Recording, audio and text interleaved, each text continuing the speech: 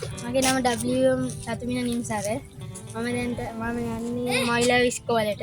මම තාත්තත් එක්ක වෙලට ගිහිල්ලා තාත්තා වපුරලා ඉවරෙද්දී රැවට ඇවිල්ලා නැහැ. මල්ලි මායි මේක සෙල්ලම් කරනවා. තම්මන්න ආවා. මේක විතරයි තියෙන්නේ අපිට කුඹුරු වලට වතුර ගන්න. අනිත් ඒවා අර වෙල්යායට ගන්න තියෙන්නේ. ඒවා අපිට හදලා තවත් දියුණු කරලා දෙන්න කියලා ඉරිවායව මේක සැඩකාලිඳලා තියෙන වැවක් වතුර අඩි 14ක් විතර අල්ලනවා උස. එතකොට කුඹුරුවක් කර 350 ගොයියෝ 250ක් වගේ පිරිසක් තමයි මේකෙන් ජීවත් වෙන්නේ. ඉතින් මේක මෑත කාලේ අබලම වෙලා තිබුණේ.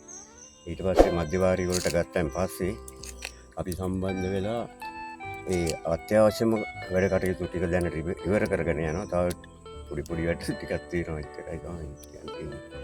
අපි පළාත් කෘෂිකර්ම වාරිමාර්ග අමාත්‍යාංශයෙන් අපි අපේ අමාත්‍යාංශ යටතේ තියෙන දෙපාර්තමේන්තු 4ක්.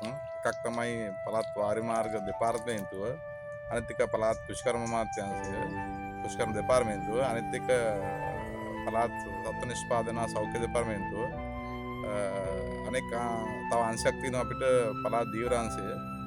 ඉතින් මේ වාරිමාර්ග කෘෂිකර්ම සත්ත්ව නිෂ්පාදන හා ධීවර කියන අංශ 4ම අපේ අමාත්‍යාංශයට තියෙන්නේ.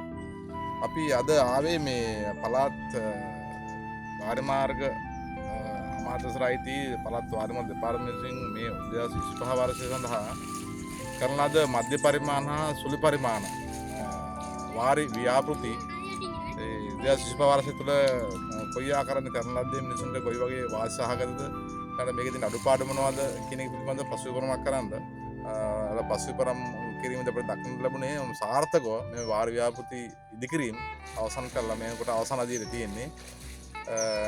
මේ වර්ෂයේ වෙන් වෙච්ච ප්‍රතිපාදන මන්ත්‍රණ මිලියන 500කට ආසන ප්‍රමාණයෙන් මට 90ක 95ක සාර්ථකව අවසන් කරලා තිනවා. ගිරිබා ප්‍රදේශෙත් ඒ විදිහට වැඩේ අවසන් කරලා තියෙනවා. අපි මේ වයඹ ජනතාවෙන් ඉල්ලගන්නේ කූර්නායක ලහ පුත්තලම් දිස්ත්‍රික්කයේ ගොවි ජනතාවගෙන් ඔබට 2026 වර්ෂය තුළ තමන්ගේ වැව් අමුණු ඊළඟට ඒ කියන්නේ මධ්‍යවාරි ඊළඟට සුළුවාරි ප්‍රසංස්කරණයක් හෝ අලුතෙලියාවක් තිබෙනවා නම් ඔබට පුළුවන් ඔබගේ ගොවි සංවිධානය හරහා ඉල්ලීමක් කරන්න. එහෙම ඉල්ලීමක් කරනවා නම් ලිපිනේ අපිට කියන්න පුළුවන් ලේකම් පළාත් කෘෂිකර්ම අමාත්‍යාංශය දඹුලු පාර කුරුණෑගල. එහෙම නැත්නම් පළාත් වාරිමාර්ග දෙපාර්තමේන්තුවෙන් ඉල්ලීම කරනවා නම් පළාත් අධ්‍යක්ෂ පළාත් වාරිමාර්ග දෙපාර්තමේන්තුව දඹුලු පාර කුරුණෑගල. එහෙමත් නැත්නම් අපිට පුළුවන් පළාතේ මහජන නියුක්තිය හරහා ඒ ඉල්ලීම අපිට ලබා දෙන්න පුළුවන්. එහෙම නැත්නම් අපිට පුළුවන් ප්‍රාදේශීය සම්බන්ධන කමිටුව හරහා ඉල්ලීම දාලා ඒ ඉල්ලීම සම්මත වන අනතුරුව අපිට ඉල්ලීම ප්‍රාදේශීය ලේකම් හරහා වන්නත් පුළුවන්. එවැනි ක්‍රම කිහිපයක්ම තිබෙනවා. ඔබගේ පළාතේ වැව් අමුණු හදා ගැනීමට අවශ්‍ය තොරතුරු අපි ගාව තියෙනවා. ඊළඟට අපි ගා ලොකු කාර්ය මණ්ඩලයක් ඉන්නවා. පළාත් වාරිමාර්ග දෙපාර්තමේන්තුවක් ඉන්නවා.